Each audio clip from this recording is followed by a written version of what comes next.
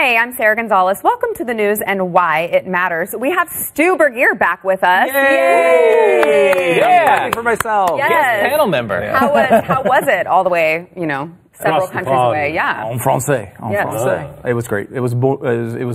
It was bien. It was magnifique. Did you miss us? I didn't think of you, but if I did, I'm sure I would have missed it. Oh, okay, great, thanks. We didn't miss great. you either. Yeah. Glenn, top story. Okay, top story today. I think I'm going to do one more Kavanaugh. One more, because I think it's important.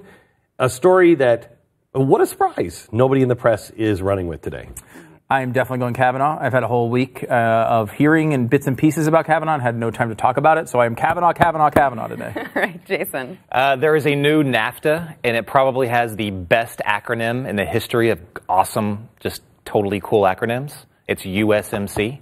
But oh man, I'll tell you what that stands for later. Okay, all right, a lot to get into there. Before we do that, want to thank our sponsor, Brick House. We have these lovely smoothies with the Field of Greens. Okay, this is the brought green for the stuff guys. you put in it? Yes, it's the Field of Greens. It gives you 1 scoop is 1 full serving of fruits and vegetables. Why do I have a different straw? Did you put something in mine that's not in there? No, I just couldn't find the need other to taste straws. I promise, it's the same thing. That's dope. It's good, right? Yeah, it's really. You would never think that there's actually something healthy in here. Wow, that's really good. You can't taste No. it doesn't have like a bad vegetable taste or anything like that. Right. It's just, You're it not just a tastes woman. like you're, You're not a woman. it just tastes like you're drinking a smoothie. So you get the health benefits of getting your fruits and vegetables in a delicious treat. You can order now by going to BrickHouseBlaze.com. I'm drinking this. I don't have to have vegetables tonight when I go home? Tell your wife. Tell your wife. Tell her. Say, I already had my serving of fruits and vegetables, so I'll pass on For the Brussels month. sprouts. In Glenn's case, for the month. The 1 serving for the month. I wouldn't advise that. I wouldn't advise that. That is BrickHouseBlaze.com and use promo code GREENS to get 15% off your first order, or you can text GREENS to 41411. Oh, it's actually good. Yeah. See? Yeah. All right. Glenn, top story. Kavanaugh. Okay. Again. And I just want to say for the record, I don't think you said one more time, one last time. I don't think it's going to be. No, there's not going to be the last time.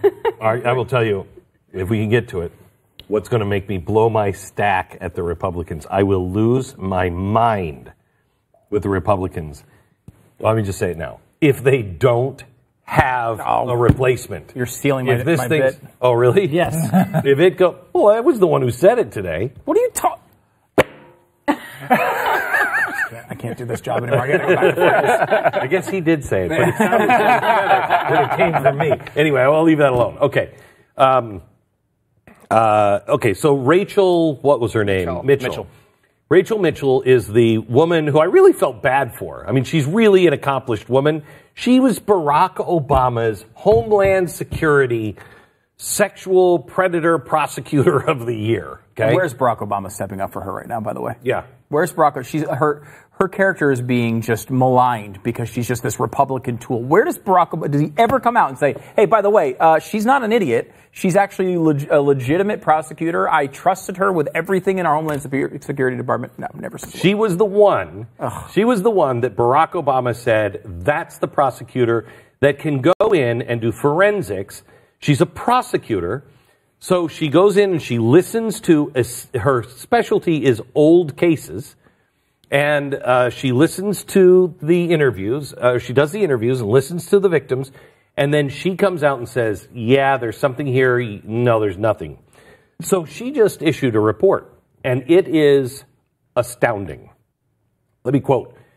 In the legal context, here's my bottom line. A he said, she said case is incredibly difficult to prove. But this case is even weaker than that. Dr. Ford identified other witnesses to the event and whose witnesses either refuted her allegations or failed to corroborate them. For reasons discussed below, I do not think that a reasonable prosecutor would bring this case based on the evidence before the committee.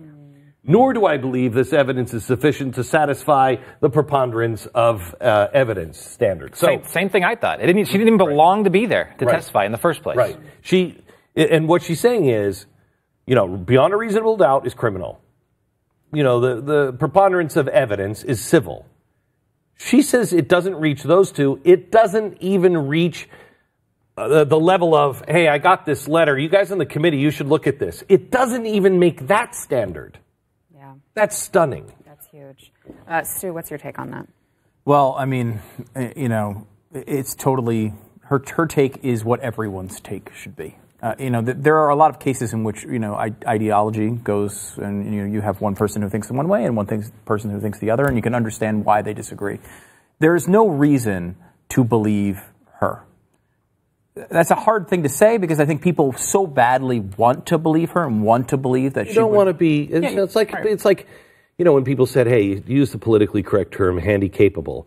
I think that's ridiculous, but I don't want to be a pig. I don't want to be a bad guy. If that makes people feel better, okay. Yeah. She's provided no evidence that this event occurred. People are like, well, her testimony is the evidence. Really? Well, then I came up with the technology for the iPhone, and there's your evidence. That's what you have. I said it, so therefore there's evidence towards that fact. That's not just, yes, that's a bit of things, it's something you might build a case on, but corroborating evidence is what we're talking about. Yes. There's nothing that confirms or even hints to the fact that it actually happened. Not only that, but actually refutes it. Yeah. I mean, directly refutes it. She points this out. I tweeted it last night. Everybody should read the raw memo from her. But she has 3 pages, and she talks about it's not only that she didn't have evidence, any evidence she provided, she's changed. Or has been refuted by somebody else. I mean, it's embarrassing. Yeah. And people who were supposed to corroborate her corroborated Brett Kavanaugh instead. Yes, right. And this is what's happened here. And she also points out that her mother and father, and I think her brother and sister, don't even side with her. Yeah. Won't sign the statement. I mean, it's absurd. Which I had no idea until I read this particular report. I actually had issues with Mitchell. I didn't like her questioning, although it was the only thing substantive that was even coming out of that thing. Yeah. But it was like you were just completely just annoyed every time it went to the Democrats 5 minutes because they weren't even asking a question. Yes. But when they finally got back to Mitchell, you'd actually had a question. But I thought that she was. I was critical of her because I don't think that she didn't ask follow-up questions on a lot of stuff. She didn't have time. She didn't have time, and I actually think that she might have been told, "Look, we don't want to be looking like we're badgering her. So be careful." I guarantee yes. it. What? I think that's why she was selected for that job because, look, you can't be a prosecutor going against a witness on that and be the thumbscrews. You have to be open and willing to listen, and that takes time to do.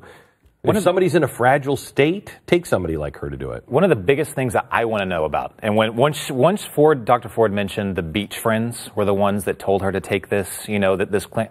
I want to know who these people are, and I want to know what in the hell that's all about. Because there was no follow-up on that whatsoever. But and according to Senator Feinstein, these friends were involved with leaking the story forward. So whoever these people are, whoever the beach friends are, they're the ones that convinced her from the beginning. They're the ones that, I don't know if they brought these emotions out, like, remember what happened to you? Are you sure it wasn't I don't know, I'm just speculating. Yeah. But whoever these beach friends are were the ones that told her to take this to begin with, and then allegedly leaked the story out and then doxed her, basically. And we've seen the evidence that repressed memories are something that has been completely debunked scientifically. Malcolm Gladwell's podcast on this did a whole season on memory and goes into that relatively in depth. For this case alone, his latest season, which was last year, is worth listening to. It's like 12 episodes, and it's all on memory. And when you listen to the facts on memory, there's no way you believe her. Yeah, you remember things incorrectly. But quickly on the standard of this, obviously we have a legal standard of innocent until proven guilty, and below that she mentioned the preponderance of the evidence standard, and those are legal standards, and this is not a legal proceeding per se. So I can understand people saying, okay, well those don't necessarily apply here. But as human beings, right, we have to choose something that does apply here. And right now, the half of America is thinking that anyone who chooses either one of those legal standards is insane, right? Mm-hmm. What the Republicans are asking for is essentially a standard of innocent unless there's some doubt he may have done it. The Republicans are not asking for innocent until proven guilty. They're just saying, give us some case. Yeah. In many ways, it feels like the Republicans are looking for a way to say, yes, Brett Kavanaugh is bad. There's certainly certain Republicans who are doing that. And what Democrats are suggesting is, no, the standard should be innocent until proven accused. All that, as long as we know there's an accusation, you should be thrown out. That is as far as this gone. And I hate that liberal talking point. That's stupid. These are not just courtroom procedures. These are basic kindergarten principles. Yeah. Like if you're in kindergarten and someone accuses you of pushing them down on the playground, If they go to the teacher will say, is there any proof of this? Right. Did anybody see this? Mm-hmm. I'm sorry, sweetie, but there's nothing I can do if there's not anything more substantial. These are basic kindergarten principles. I do want to bring this up into the conversation as well. There was a breaking news from AP today, just this afternoon, that the attorney hired by the Minnesota Democrats to look into Keith Ellison says the abuse claim levied against him is unsubstantiated because the accuser refuses to provide video she says she has of the incident. Right. Now it has to be video for Democrats. Right, exactly. So she has provided notes from her medical, text messages, notes from her medical provider. Yep. Where something she that Ford has not even done. Ford has not released them. That's unsubstantiated. No, she won't release it. Again, this shows this is all about politics. The second this Kavanaugh thing is over, no Democrat in the world will give a crap about this woman's story. They won't care about her pain. They won't care about anything that's going on. It's all about this person, Brett Kavanaugh, right now. Yeah, and I don't even think it stops. I would say it wouldn't. If he gets nominated, I bet it doesn't stop. I bet they'll keep using it forever if impeachment. Yeah. Yep. I think that's true. And this is what is so frustrating about this. We all know how Democrats are going to react. When Jeff Flake gets accosted in an elevator and changes his opinion on an issue, an emotional, child, when that happens, there's a week and everyone knows what's going to happen. They're going to say that it was not long enough. There was not enough depth in the investigation. This doesn't count. It's not about this anyway. It's not about this anyway. It's bigger. Blah, blah, blah, blah, blah. We all know what the reaction is going to be. Thomas Sowell, about 15 years ago, wrote a book called Applied Economics, Thinking Beyond Stage 1. We obsessed about it for a while when it came out. And it was all about how politicians never think beyond that first step.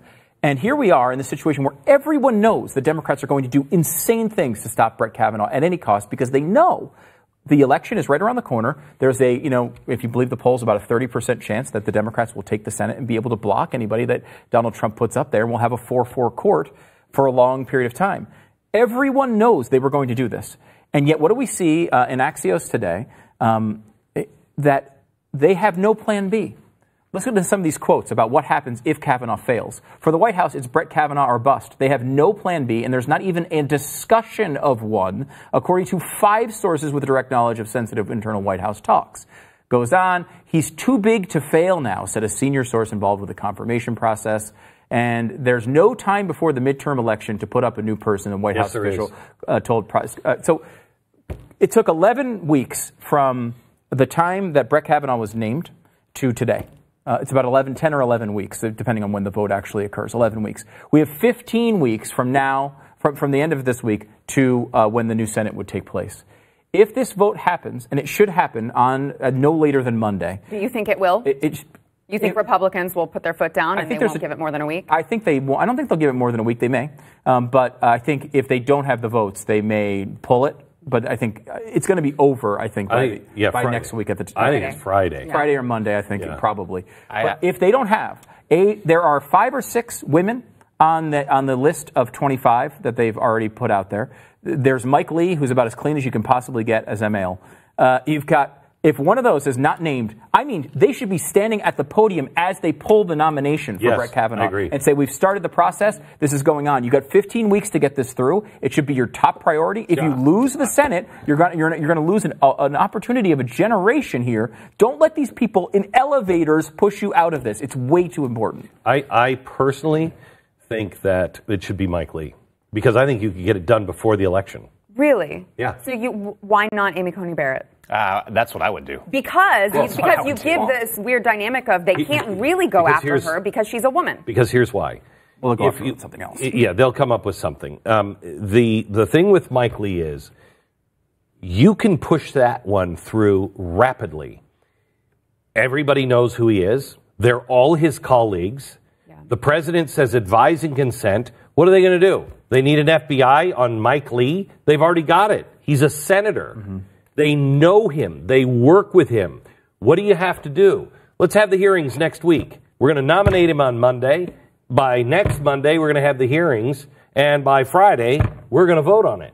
Because there's no digging with Mike. Yeah, no, that's true. I think that's possible. With him, they would go after the fact that he's been obviously outspoken on pro-choice. They would just use another tactic, as they would with any woman. Amy Coney Barrett's the same thing. She's a religious extremist. They would go after that. I would remind people that Barrett, while she was in the top few here in this last one, was not on the original list, nor was Kavanaugh. The list that got Donald Trump elected had 21 people on it, and neither Kavanaugh or Barrett were on it. There were 5 other women, I believe, including people like Diane Sykes and Ellison and others. And if you can go through and pick one of those, these are people that were already scouted and cleared by the Federalist group society. And they're available now. You'd have a potential female. I think Mike Lee would be fantastic, and he's another way to go. But they should be able to. They should be so frantic about this. The second this happens, they should be putting multiple people into process. And this should have been done 2 weeks ago. The fact that they don't even have a plan B, I just hope and pray they're just lying to scare the Republican senators into voting for it. Maybe that's true, but that's all I can hope for. Could I ask one quick question? Really quick. One quick question. Why are they fighting him so hard, Stu? Kavanaugh? Yes. Why are they fighting him? I believe it's mainly delay. They're trying to get past the election. But pass it. Why? Absolutely agree. Delay. Midterms, yeah. Most people would say abortion. I thought that at first. I think that it's not just delay. I think they are signaling they're going to impeach this president if they get the House, and this guy might stand in the way. Yeah. They're afraid of him standing in the way of impeachment. All right. Back in a minute. He says he learned a lot.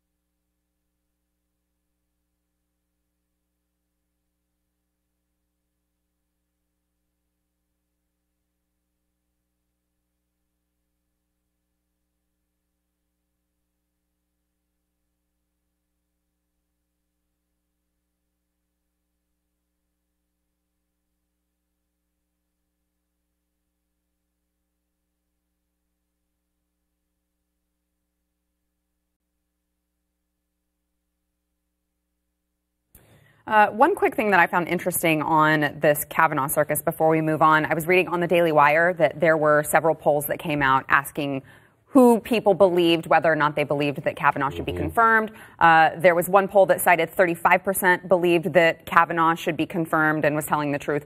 41% was another poll. And then they did a poll where people were actually told what the accusations were, because there are a lot of misconceptions going on out there about what the accusations actually are. So once the people were told what the accusations were and, you know, whether or not they were corroborated and all of the details, 57%, were in favor of him getting confirmed, and it rose to 60% after when they said, okay, after the FBI investigation, if nothing comes up, 60% of people said he should be confirmed. So I thought that was interesting that these people are only hearing. I have a friend who I was speaking to yesterday, and she thought that all of this testimony that had happened on Capitol Hill was because this lady had said that he raped her. And I was like, that's not true. The least credible accusation was gang rape, but we all know that wasn't, that's not what we're discussing right now. That was not even credible. No. But you're seeing it now. Serial rapist. I saw it on Twitter. Pedophile. Pedophile, serial. I mean, they say anything. Well, everyone calls everyone a pedophile on the internet. Does he own a pizza place in D.C.? I want to know. I wish I could ask the people. I wish I was a friend of the people who are so diehard that I know he is guilty. I know he did this, and just ask them how. Yeah, there's no way to know that. How? There's no way to know that. What are you basing that on? It's interesting because they believed her.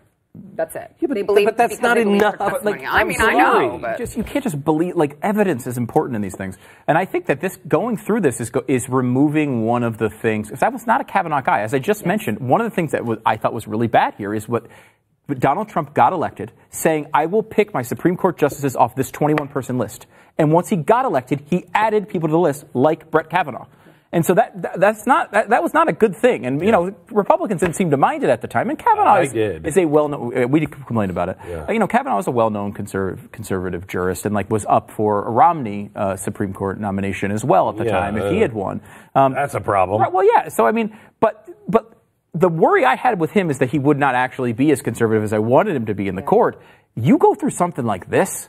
The one person who has never moved an inch to the left since he got in there is Clarence Thomas. And I think it's partially because he went through this at the beginning. They tried to destroy his life to stop him from siding with the Constitution.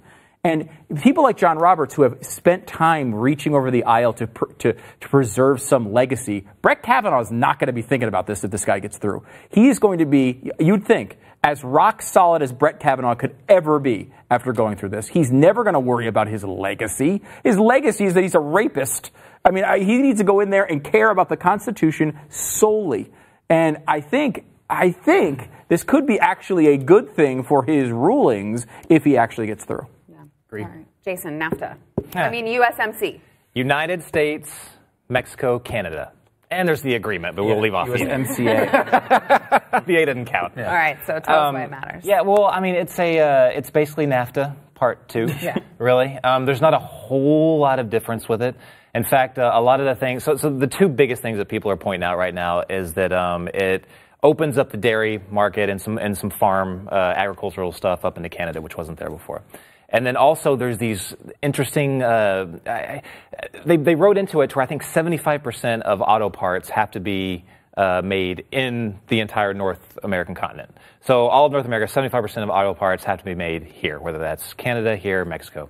But I think 40 to 45% have to be done in an economy that has like a minimum wage of like $16 an hour or something. Or I'm sorry, not minimum wage. That are like the wages or whatever factory. Wage, yeah, it was $16 an hour.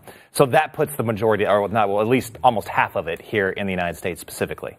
So it does help out farmers. It does help out the auto industry. But it's not. It doesn't. No, wait a minute. It may. It may help out farmers. I don't know how far-reaching that is, and. Yeah, it's going to help create jobs. I guess maybe in the auto industry, but it's going to make those American cars more expensive. Very true. Right. So it hurts the consumer. Right. Right. I think this is, it's very strange. I think we're very early on this in that I have not gone through the agreement in any deep. We have to, the detail, it's all about details. What it seems like is kind of what you pointed out, is that it's NAFTA with a new name, with some parts of TPP kind of mixed in, and that's kind of the way it looks. I will say that the dairy thing is such a weird thing to keep focusing on. Like, of our agricultural products going into Canada, 98% of our agricultural products going into Canada have zero tariff. 100% of our agricultural products going into Canada have a zero tariff.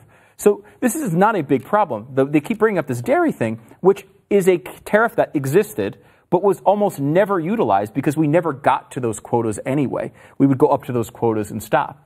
So we never paid those high tariffs in the first place. it was a dumb barrier, and I want zero tariffs everywhere, so I'm glad that might be going away. We'll see the details, though. What do the people from Canada get out of this? They didn't just do this for nothing. What do the people from Mexico get out of this? They didn't just do this for nothing. They got things in there that they're going to cite too, and until we really realize what those are, I don't think we can judge it yet. I'm not taking a stance against what he's done yet. I just don't know. But it'll be interesting because he said this is the worst trade agreement ever. And then he just basically codified it. Yeah, detail. We got to take a break, but before we do, I just want to remind everyone to use Stu's hashtag Tariffageddon if you'd like to continue this conversation. Oh, my gosh. Worked hard on that. Overtime next? Yes, overtime next. We'll be back. You should actually try Tariffageddon. People will get more involved.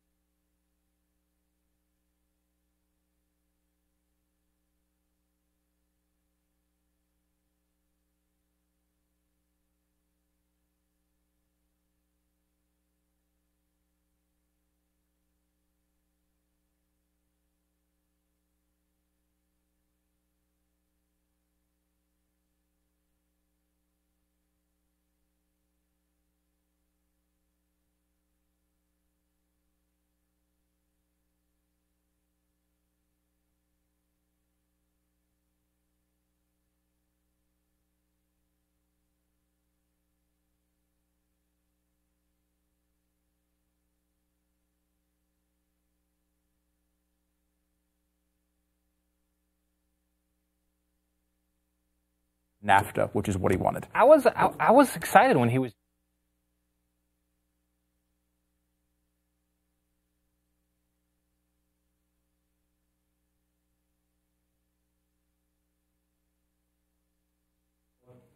If you are watching this on cable right now, you are missing out because we have an overtime conversation every single day, and that's where the fun really happens. You only thought we start drinking. Oh yeah, Elon Musk comes in and smokes a doobie. We're hammered by the end of it. But you can catch that on podcast, and you can catch it on TheBlaze.com. But if you have not subscribed to the podcast yet, make sure to subscribe and rate us 5 stars, obviously. And the rest of you, we'll see you in overtime. See you.